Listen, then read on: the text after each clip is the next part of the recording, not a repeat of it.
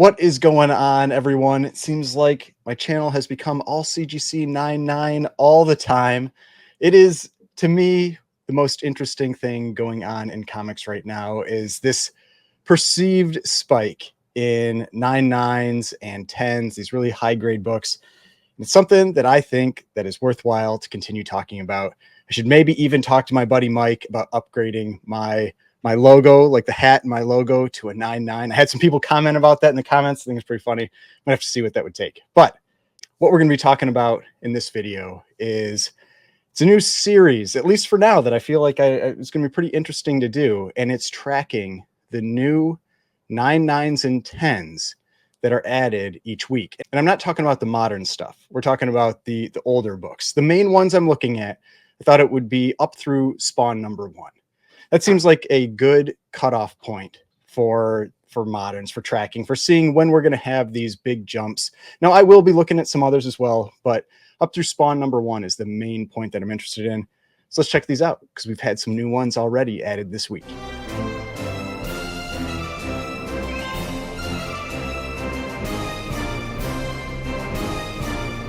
All right, so before we get started, please remember to hit that like button and hit the subscribe button if you'd like to see more content like this. So if you haven't seen a couple videos that I've done in the last week, been a little focus on these increases in census for 9.9s and 10s. And it definitely looks like CGC is checking for these more or giving them out more or whatever it might be. I mean, we had the interview with Matt Nelson on Swaggle Comics where he was talking about 9.9s. And, you know, they keep talking about the flaws that are allowed in 9.9s, which it really does seem like they're trying to really push this out there that these things are okay. You know, you can have these types of flaws in 9.9s now. And so you should really expect to see more of these. But one of the sites that I talk about a lot, or I've talked about a lot lately with tracking this type of information, is CGCdata.com. It is a very, very useful site. And so I'm gonna bring that up here. And one of the things that they have is this little CGC 10 list and CGC 9.9 list that's down on the bottom. And if you go on the CGC 9.9 list, it actually has both of them there. And it's got all the 9.9s and 10s that are on the census up through 2010. So once you get past 2010, you can see here, it says there are more than 25,000 additional 9.9 comics since 2010. And so that's why he's not really tracking anything after that. It's just, there's so much, you know, there's so many of the super moderns that have that. So with some Excel magic, you know, I can take these week after week and I can find those ones that have changed and we can talk about those. And the other reason I really wanted to look at these was that Wolverine limited series #1, like the volume of those kind of slipped past until we had that video from Comic Tom, and then we started looking into it more. And I don't want to have that happen again. I don't want to have one of those slip past. So we're going to be watching these each week to see if there are any things that jump out. And this week, there were 7 new 9.9s added up through 2010. There were 3 up through the Spawn #1. Those are the most interesting ones to talk about. We'll talk about all of them, just so you can kind of see the types of books that you might normally expect to see 9.9s and 10s in versus some of the ones that you might not as much. So let's start getting into this. Now, the first one that added a new 9.9 in this last week is the first 9.9 ever for this book. This will be a pretty interesting one to see if it comes up for sale, but this is X-Men #97. And we're going back a ways. This is 1976. That is a pretty early 9.9. And if you look over here on Go Collect on the CGC data that got pulled in, you can see that 199 is on there now. So prior to this week, there had been 0 9.9s for this book. Now we've got 1. So the question is, you know, what might this book sell for? If you look at a 9.8, pretty expensive book. I mean, the last few sales, we had an auction on Comic Connect, 4,428.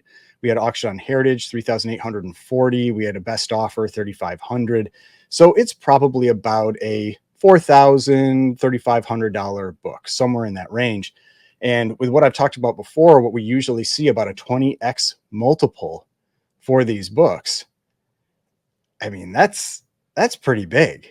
Like, I don't know if this one could actually do that type of number, but that would be a $70,000 book, potentially. that just got graded. That's that's not a small deal. Now it's not like this is a super huge key, or anything like that, but it is still very early in that new X-Men run, starting, with X-Men 94. And so the single highest graded, people that want to have the best of the best, this could be a really big book. I mean, single highest graded, 9.8's going for about $3,500 to $4,000. This could be a $70,000 to $80,000 book based on what we normally see with the multiples that you get with 9.9s. So I think it would probably be less than that. I don't think it's going to hit that multiple, just because it's not, I don't know. It's X-Men 97. Like, does somebody want to pay 70 grand for that? But that's the potential. I do think it's a multi $10,000 book. I think that's very, very likely. And so we talk about that's why it gets so controversial, because CGC seems to be putting out more 9.9s now. Whether they change their standards or not, like, people can argue about that. But one of the big sticking points that people kind of get to is that when you have really high dollar books, CGC charges based on percentage of value. Now, they can't really, the tricky part here is, how do they determine the value of a book that's never sold before? I really doubt that they're going to charge them 4% of like 50,000. They might do 4% of like 5,000 or 10,000 or 20,000, but that does mean that you're now paying $800 to get the book graded instead of like 150. And so there's that little bit of conflict of interest that's in there. We like to think that that's not there, but I mean, the potential for it is it's kind of there. But that's the first one, X-Men 97, brand new 9.9, single highest graded. Now the next one, I talked about this in my last video because this is so funny. So the big book that's been talked about for these 9.9s is Wolverine Limited Series #1. Now this book, so it's this, Frank Miller cover, and this is a book that I think prior to about 7 years ago hadn't had any new 9.9s added. I think the last new 9.9 before this big jump was about 7 years ago. There were 28 universal 9.9s on Census. With that last video we talked about, they added 10 new ones. This week, got another one. We jumped to 38 last week. Now we're at 39. There appears to be no shortage of 9.9s for this book. If you are the person that just paid $11,000 on Comic Link for the 9.9, maybe be a little bit nervous about it. If you're the person that paid 15 grand, like a month ago for a 9.9, be even more nervous. I mean, this is a book that these are out there, and they, at least that first 10, are pretty sure they're in the hands of Comic Connect, which means they're going to get sold. They're not, this isn't in some hands of some collector who's just going to hoard it away. Like, it's an auction house that wants to sell books to make money. So they're going to get out there, and that will impact the price as these things start to come out. And it does not appear that there is any shortage of high grade books from this, or high grade copies of this book. So got another one. We're up to 39. And like you can see here, it was actually not last month, but a few months ago in January 2024, this was this $15,600 sale for that 9.9. Then we had the $11,000 sale that just happened on Comic Link. It won't get pulled in here, but it kind of is showing you that maybe people are realizing that this book is a little more common than they thought, and the prices are starting to potentially drop on it. But yeah, be very cautious of this book in a 9.9. I mean, I have no idea what that 10 is going to sell for, a ton of money, but yeah, be very cautious of this book, because there appears to be a lot of them in high grade. All right, now the last one from the that period up through Spawn 1 that we're going to talk about is actually Spawn #1. There was a new 9.9 added for Spawn #1. This is from 1992. There are actually quite a few 9.9s of this book, and I expect that over time there's going to be quite a few more. And this one, you can see here, we have 70 9.9s. We used to have 69 of them. Now there's 70. New one added. Now this one doesn't have nearly as much value in the 9.9, and it's just because there's so many more of these books out there. You can see here a 9.8 90-day average, $140. 9.9 90-day average, 26.98. There's probably one sale, but you can see there, that's about that 20x multiple. 140 times 20 would be 2,800. Last sale, I'm guessing about 2,700. So it's right in that range. And so this is one that, I mean, I feel like you could put together a pretty large submission of spawn number ones pretty easily and try to pull out some 9.9s and 10s. You can see here a 10 doesn't look like it's ever sold publicly, at least on from the records on Go Collect. Let's check GPA to see if there are any 10s maybe that got pulled in here. But I don't know if any 10s have actually sold with this book before. Yeah. Okay. So the last 10 sale was in 2008 for $616. Not very useful piece of information, but we can assume that that 10 would sell for quite a bit more than this. Maybe it's like a $7,000 or $8,000 book. I don't know if it hits 10,000, but it's still going to be a pretty expensive book. There are 6 of them out there, but again, there could be a lot more. All right. So those are the ones up through spawn number 1. That's the main area that I want to track. What I've also been watching is the total count of 10s and 9.9s up through spawn number 1. So 10-Os up through spawn number 1, going back to the golden age, there are 212. 9.9s, there are 2,052. So I'm going to be tracking this every week, and we'll kind of see how this stuff changes over time, just because, yeah, I think this is interesting to follow. Now, the other ones that had 9.9s added this week are a little more expected.